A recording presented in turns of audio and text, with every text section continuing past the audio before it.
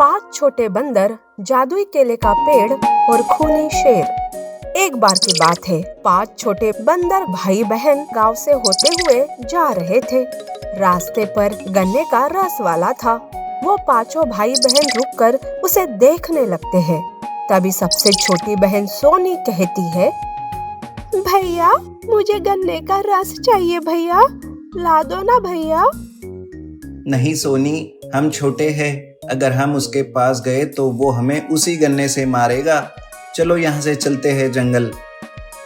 भैया माँ नहीं है तो कुछ भी अच्छा खाने पीने को नहीं मिल रहा है। ऐसा कहकर वो रोने लगता है। उन बंदरों की रोनी सूरत देखकर गन्ने वाले को उस पर दया आती है।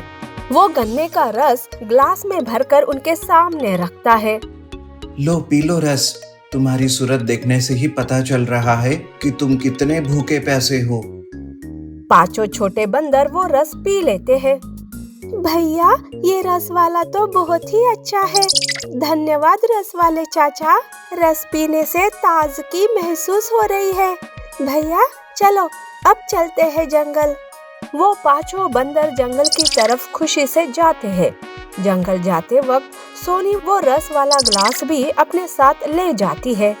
जंगल उनके लिए नया था, इसीलिए चलते चलते वो एक सूखे मैदान में पहुंच जाते हैं। उस मैदान में बस एक छोटा सा केले का पौधा लगा था। भैया भैया देखो, ये छोटा सा पौधा बिल्कुल हमारे जैसे है ना? पर इस पूरे जंगल में ये मैदान ऐसे सूखा क्यों है? हाँ ना भैया, पहले गन्ने का रस पिया था, सोचा था जंगल में फल मिलेंगे, पर यहाँ तो ऐसा कुछ भी नहीं है। अब क्या करें? अरे इस पौधे को भी हमारे जैसी भूख लगी होगी, अभी मैं इसको रस पिलाती हूँ। सोनी के पास जो रस का ग्लास था उसमें कुछ रस की बूंदें बची थी। सोनी उसी को उस पौधे के जड़ों में डालती है। एक बूंद गिरते ही वो पेड़ बड़ा हो जाता है और उसे केले भी लग जाते हैं। अरे ये तो जादू हो गया। भैया देखो कैसे पके हुए केले भी लगे। आओ आओ हम सब मिलकर खाते हैं। हाँ, वो एक जादुई केले का पेड़ था। उसके केले पके हुए थे और आसानी से बंदर उन केलों को तोड़कर खा पा रहे थे। उनका पेट भर जाता है और वो वही सो जाते हैं। उस दिन से वो पांचों बंदर वही रहने लगते हैं। जादुई केले का पेड़ उन्हें केले दिया करता था। वो खाकर बंदर जंगल में घुमा करते थे। एक दिन उन पर खूनी शेर की नजर पड़ जाती है। अरे वाह, ये बंदर तो अभी छोटे हैं, इसका मतलब इनका मांस भी नरम होगा। आज तो शिकार करने में बड़ा मजा आने वाला है। ऐसा सोचकर शेर उनके पास जाने लगता है, पर तभी मोंटी शेर को देख लेता है। भैया भैया शेर आया, भैया बचाओ। सारे बंदर बबलू के पीछे छुप जाते हैं। डरो मत, जितना तेज हो सके भाग जाओ यहाँ से। सीधे उस जादुई केले के पेड़ के पास पहुँचना, अब वही हमारी रक्षा करेगा। तब बबलू को छोड़कर सारे जादुई केले के पेड़ की तरफ भागने लगते हैं। तब शेर बबलू से, कब तक अपने भाई बहनों को बचाएगा? वैसे अभी तेरी ही जान खतरे में है। तू नहीं रहा तो तेरे भाई बहनों का शिकार करना आसान होगा। मेरे भाई बहन अभी बहुत छोटे हैं, उन्हें कुछ मत करो। जंगल में शिकार की कमी तो नहीं है, छोड़ दो हमें, जाने दो। हमारे माता पिता नहीं रहे, मैं एक ही उनका सहारा हूँ। बच्चों का सहारा मत छीनो। बबलू शेर को बातों में उलझा कर रखता है। वो पीछे देखता है तो उसके भाई बहन काफी दूर चले गए थे। तब बबलू भी तेजी से भागने लगता है और उसके पीछे शेर भी। रुक जाओ, रुको, तुम मुझे ऐसा चकमा नहीं दे सकते। वो सारे बंदर जादुई केले के पास पहुंच जाते हैं।